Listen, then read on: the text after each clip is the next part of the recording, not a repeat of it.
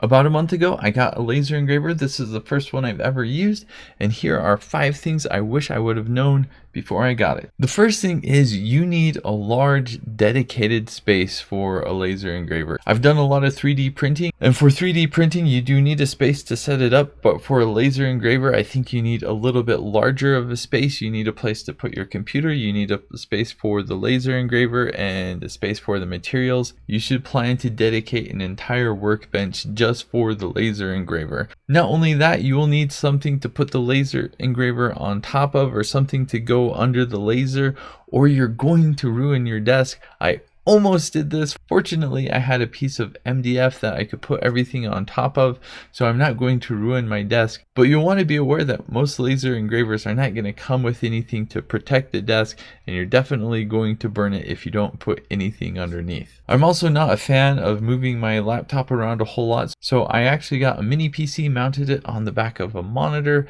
and I use that as a dedicated computer just for the laser engraver. Works really well for that purpose. I'm glad I did that. The second thing I wish I knew is there's really only 2 pieces of software that I'm aware of that help you with doing laser engravings.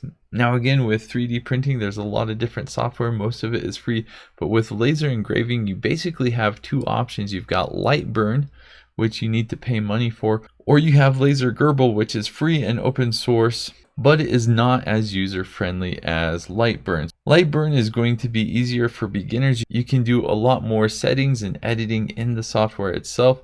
Laser Gerbil I think is actually pretty good if you are familiar with editing images in another program such as Inkscape or GIMP. There was a lot more tweaking and editing than I was expecting just to burn a simple image on a piece of wood. The third thing I wish I knew is for engraving, cutting, or burning a lot of things, you will probably need to get some additional accessories. For example, you may need to get an air assist pump or an engraving platform, or if you want to do things like bottles or cylindrical objects, you'll need to get a rotary roller. So have that in the back of your mind. Aside from just getting the laser engraver itself, you may be paying additional money for other accessories just to do some of the more advanced things with a laser engraver. The fourth thing I wish I knew before getting this laser engraver is that materials are tricky. There's way more trial and error with this than I was expecting. Again, I'm used to 3D printing where people can more or less tell you the material to use and the settings to use, and then you're good to go. But with a laser engraver, there's so many different materials that you can use, and there's so many different settings that you can adjust just to get the right look and feel for what you're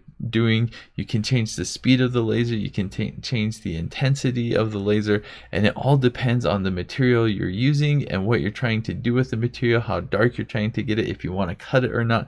There is a lot of trial and error. You should expect to spend a lot of time before you get things just right, because it's going to differ for just about anything you do. And finally, the last thing I wish I knew before getting the laser engraver is that there is going to be a smell. You can see when I did this, there are some burn marks. You can definitely smell the burn marks. Now I set up the laser engraver in my garage because I kind of expected this, but the smell was really strong, and the garage is attached to the house, and I could smell this burn smell throughout the house. To help avoid some of the smell, you'll definitely want some good ventilation. If you can open the door to outside, that's going to be a bonus, but you should just be aware there is a smell. I've been burning graham crackers just because it's fun and it's a cheap and easy thing to practice on, and my boys thought it was really cool to eat some graham crackers with some Mario characters on it.